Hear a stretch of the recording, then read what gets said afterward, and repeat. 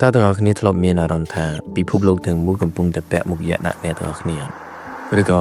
មានរឿងខ្លះនៅក្នុងអតីតកាលដែលទាំងអស់គ្នាចង់ត្រឡប់ទៅកែប្រែប៉ុន្តែធ្វើវាអត់បានសួស្តីទាំងអស់គ្នាខ្ញុំ Mr. Kia បន្ទាប់ពីបាត់មុខអស់មួយរយៈថ្ងៃនេះខ្ញុំត្រឡប់មកជាមួយនឹងរឿងរ៉ាវស៊ីជម្រៅដែលធ្វើឲ្យទាំងអស់គ្នាទទួលបាននូវខ្លឹមសារនៃរឿងមួយ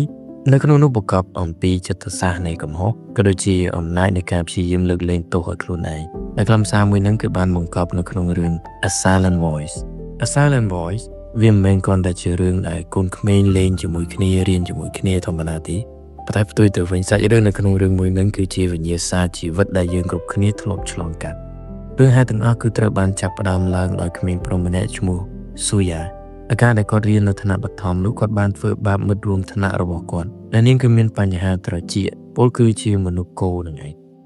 ដែលនាងមានឈ្មោះថាស៊ូកូបើយើងអង្កេតទៅយើងនឹងឃើញសកម្មភាពរបស់ស៊ូយ៉ាគឺគាត់ធ្វើវាដើម្បីចង់បានការចាប់អារម្មណ៍និងបង្ហាញអំពីអំណាចរបស់គាត់នឹងឲ្យមិត្តរួមថ្នាក់ក៏ដូចជាមិត្តរួមក្រុមរបស់គាត់នោះជឿជាក់មកលើគាត់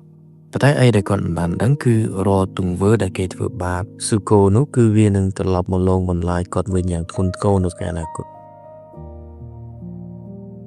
បើសិនជាទាំងអស់គ្នាធ្លាប់បានមើល A Silent Voice ហើយទាំងអស់គ្នានឹងសង្កេតឃើញហើយគឺសញ្ញាខ្វែងដែលសញ្ញាខ្វែងមួយនោះគឺបានបិទនៅលើមុខមនុស្សគ្រប់គ្នា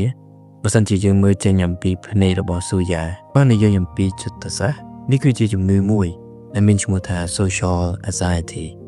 ឬក៏និយាយខ្មែរថាការបិទខ្លួនចេញអំពីសង្គមខាងក្រៅមនុស្សម្នាក់ហ្នឹងគឺគាត់មានភាពភ័យខ្លាចក៏ដូចជាវិបដិសារីដែលខ្លួនធ្លាប់ធ្វើខុសទៅលើរឿងអ្វីមួយហើយពួកគេគឺមានអារម្មណ៍ថា